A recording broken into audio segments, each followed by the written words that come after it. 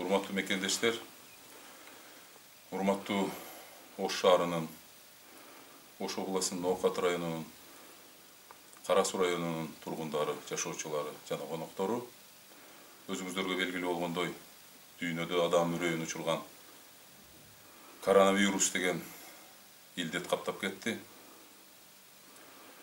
Тилекке каршы республикабыздын айрым районундагы жашоочулар дагы бул илдетке кабылып калды.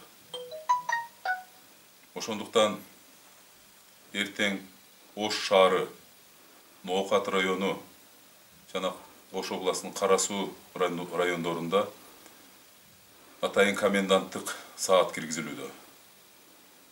Коменданттык саат кечки 20:00-дөн эртең мененки саат 7-ге чейин уланат. Эмнени айткым келет? Туура түшүнүү менен мамиле кылып, мыйзамдарды толук сактап, бул жерде ички иштер органдары, же аскер кызматкерлери, же медицина, санэпистанция кызматкерлери күрөшө турган жалгыз бизге коюлган илдет болгондо биз албетте жеңмекпиз. Буну качан жеңебиз? Качан айыгып мамлекетибиздин саламаттыгы, жарандарыбыздын саламаттыгы жогорку мурдагы деңгээлде болот. Качан ар бир жаран өзүнүн үй бүлөсүн ойлосо, өзүнүн ден соолугун, саламаттыгын ойлоп, бизге жалпы мамлекеттик органдарга жардам берип, эң алгач өзүнө жардам берип, үйдөн чыкпоо деген конкреттүү түрдө сиздерге сураныч, тапшырма берилген. Үйдөн чыкпаңыздар. Өзүңүз таза болсоңуз, башка жерден жуктуруп алышыңыз мүмкүн.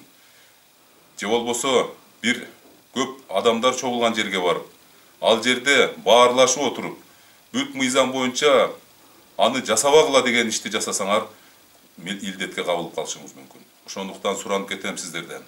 Келиңиздер, жалпыбыз чогулуп, тартип менен, медицина кызматкерлери койгон тартип, правила менен бүгүндөн баштап, ушул гигиена деп атат, ошол мыйзам деп атат, ушуну камсыздасак, жакын арада бул илдеттен кутулабыз деген чоң үмүттөбүз. Коменданттык саатты бузган жарандарга Кыргыз Республикасынын жоруктар жөнүндө, кылмыштар жөнүндө кодексинин негизинде чара көрүлөт.